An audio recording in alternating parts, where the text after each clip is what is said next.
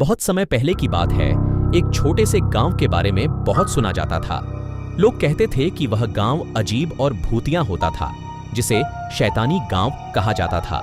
यह गांव उस समय तक अपने रहस्यमय और खौफनाक किस्सों के लिए मशहूर था।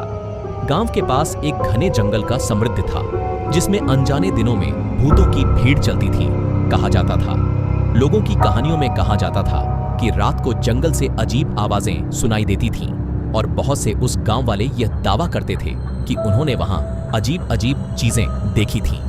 एक दिन एक युवक नामक राजीव ने तय किया कि वह शैतानी गांव का रहस्य खोलेगा। वह गांव की ओर रुका अपने दोस्तों के साथ। जंगल की तहत चलते हुए उन्होंने अचानक वहां एक पुराने मंदिर का पता लगाया। मंदिर बड़ा ही भूतिया और विकृत दिखता था, पर राजीव और उसके दोस्त ने अपनी साहस बढ़ाते हुए मंदिर के अंदर की ओर बढ़ा।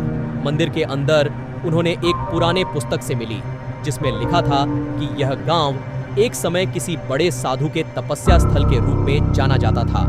साधु ने यहाँ अपनी तपस्या की और यहाँ एक शक्तिशाली मूर्ति को स्थापित किया। उस मूर्ति का उपयोग उसने अपनी सारी शक्तियों का स्रोत बनाने के लिए किया था। राजीव और उसके दोस्तों ने मूर्ति के सामने एक दीपक जलाया और पुराने मंदिर को पुनः धन्य किया।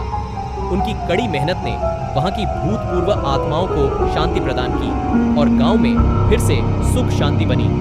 इसके बाद लोगों ने उस गांव को शैतानी गांव से मुक्ति प्राप्त किया और वहां का वातावरण सकारात्मक हो गया। राजीव और उसके दोस्तों ने गांव को बचाने में अपनी साहस और उम्मीद को साबित किया और उन्होंने एक समृद्धि और खुशियों से भरा गांव बनाया।